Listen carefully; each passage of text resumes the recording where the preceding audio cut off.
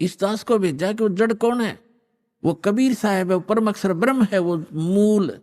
तो 15वें अध्याय के गीता जी के 1 से 4 का अर्थ है, गीता ज्ञानदाता कहता है कि अर्जुन, तत्वदर्शी संत की यह पहचान होगी कि उस संसार रूपी वृक्ष के सभी पार्ट्स को, सभी विभागों को, तना, डार, पत्ते, जड़ कौन है, तो जो बताता है सवेदवित, वो तत्वदर्शी संत है। उसके पश्चात तत्वदर्शी संत की प्राप्ति के पश्चात परमेश्वर के उस परम पद की खोज करनी चाहिए, जहां जाने के बाद साधक लौटकर कभी संसार में नहीं आते। और जिस परमेश्वर ने सारे ब्रह्मांडों की रचना की, और केवल उसकी भक्ति करना, मेरी भी नहीं करना, यदि पूर्ण मोक्ष चाहता है, जहां जाने के बाद फिर लौट कर नहीं आते, वहां जाना चाहता है। और फिर 15वें अध्याय के 16 और 17 में बताया है कि 3 पुरुष हैं, सरपुरुष और अक्षर पुरुष। सरपुरुष तो ये ज्योति निरंजन काल है, अक्षर पुरुष उसका तना समझो, जो 7 संग ब्रह्मांड का स्वामी है, और सरपुरुष केवल 21 ब्रह्मांड का स्वामी है। और उसके 3 शाखा हैं जो वृक्ष के, वो रजगुण ब्रह्मा, सदगुण विष्णु, तम गुण शिव जी रूपी समझो। और फिर बताया है 15वें अध्याय के 17वें श्लोक में कि उत्तम पुरुष है तू अन्य परमात्मा इति उदाहरते। उत्तम पुरुष तो कोई और है, जिसको भगवान कहते हैं, परमात्मा कहते हैं, वही तीनों लोकों में प्रवेश करके सबका धारण पोषण करता है।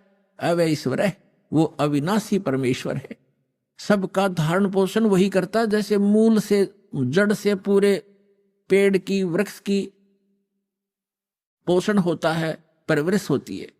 तो यहां ये स्पष्ट किया। और कई आपको भ्रमित कर देंगे कि गीता अध्याय नंबर 15 के श्लोक नंबर 18 में गीता ज्ञानदाता कहता है कि मैं लोक वेद में पुरुषोत्तम प्रसिद्ध हूं।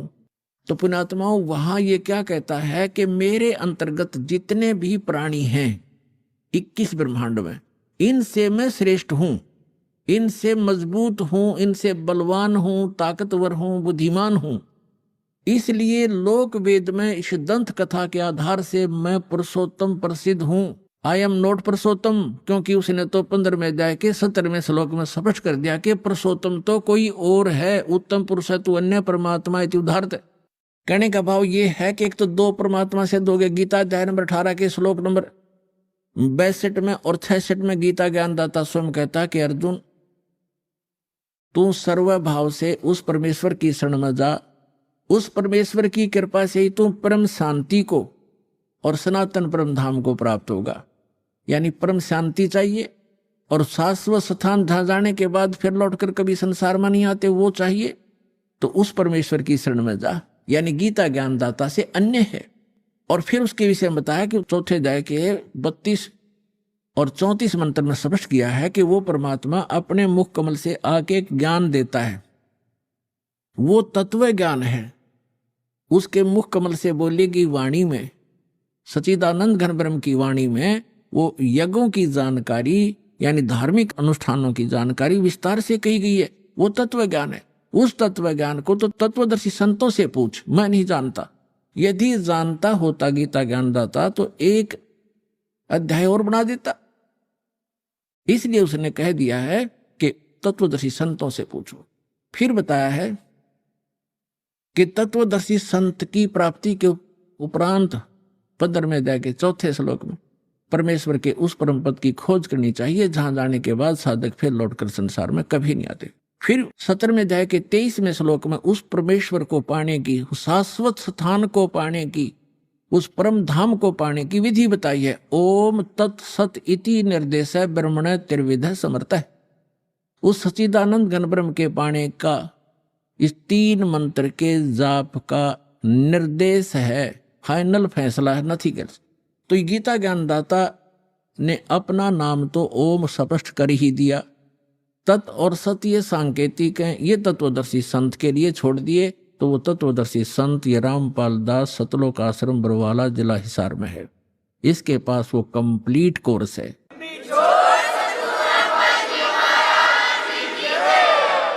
तत् और सत ये सांकेतिक है।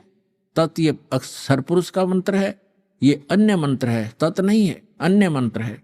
और सत ये परम अक्षर ब्रह्म का मंत्र है, जाप है, वो अन्य मंत्र है। उसको सार शब्द भी कहते हैं, सार नाम भी कहते हैं, आदि नाम भी कहते हैं। तो ये कंप्लीट कोर्स है उस परमेश्वर के पाने का। और वो कंप्लीट कोर्स उस तत्व ज्ञान के अंदर है जो परमात्मा ने स्वयं आकर बोला है, उस होगा नहीं। ये चारों वेद मेरी महिमा का गुणगान करते हैं, लेकिन इन वेदों में वर्णित विधि से मेरी प्राप्ति नहीं हो सकती। और जिस ज्ञान से, जिस वेद से, उस तत्व वेद से मैं मिलूं, वो ज्ञान इन वेदों में नहीं। ये वेद जानते नहीं, वेद मेरा भेद है, मैं ना मिलूं वेदन के माही, और जौन वेद से मैं मिलूं, ये वेद जानते नहीं। उसको बताने के लिए स्वयं परमात्मा आते। तो हमारा जो प्रसंग चल रहा है, हमने पुरुष को सिद्ध करना, पुरुष माने परमात्मा। ये देखिएगा, श्रीमद् भगवत गीता रख दी, यजुर्वेद उठा लिया, और ये महर्षि दानंद सरस्वती द्वारा ही अनुवादित है। ये यहां से प्रकाशित है, ये वही वाला है जो हम पढ़ रहे थे अभी थोड़ी देर पहले, ये वही वाला है। हम 4400 अध्याय पढ़ रहे हैं, 40वां अध्याय यजुर्वेद का। 15वें श्लोक में हमने पढ़ा है, ओम करतो समर कलवे समर करतो समर। ये तो पढ़ लिया कि ओम नाम का जाप काम करते करते श्रवण करो, विशेष कसक के साथ श्रवण करो, मनुष्य जीवन का प्रथम कर्तव्य जानकर श्रवण करो।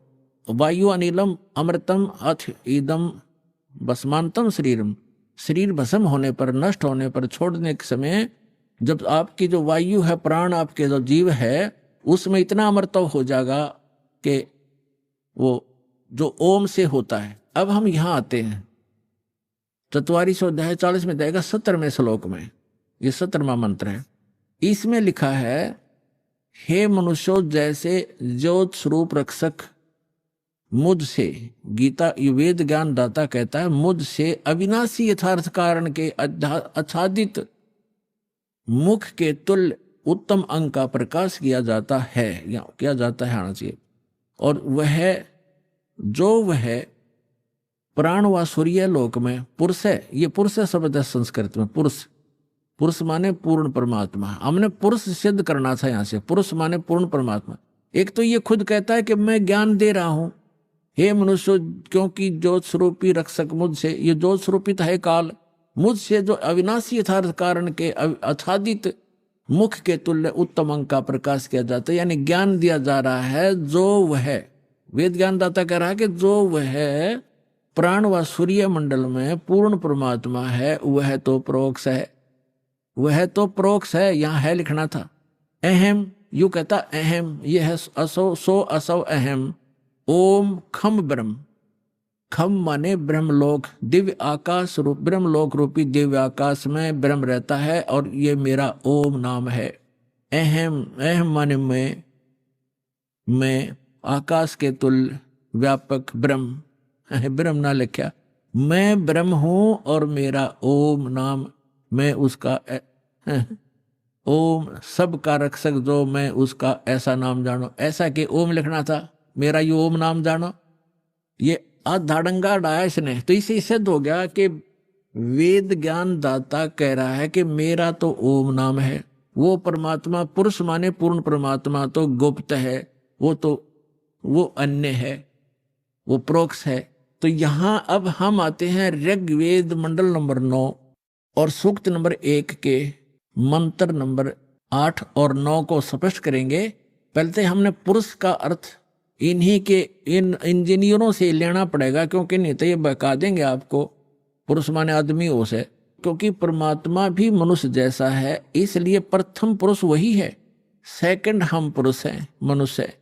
तो वहां प्रथम पुरुष, क्योंकि जैसे पवित्र बाइबल में लिखा है कि परमात्मा ने मनुष्य को अपने जैसा बनाया, तो वो भी पुरुष है, वो परमात्मा है। हम भी पुरुष से, हम नासवान हैं, हम डुप्लीकेट हैं, उसकी शकल है, उसी के आकार मिलते जुलते मनुष्य।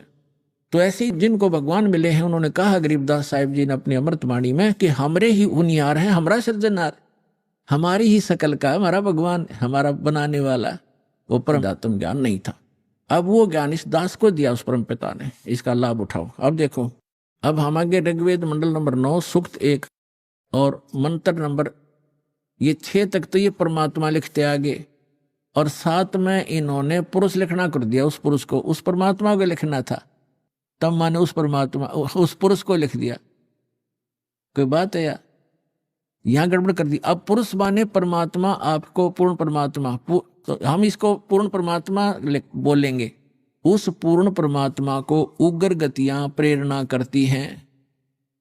यानी जब संसार में हाहाकार मच जाती है और अध्यात्म गुरु जो है अज्ञानी हो जाते हैं, उनका उद्देश्य केवल जनता को ठगना ही हो जाता है और हाहाकार मच जाती है, सब प्राणी दुखी हो जाते हैं, तो परमात्मा दुखी होता है क्योंकि हम सभी उनके बच्चे हैं, वो हमारा पिता है।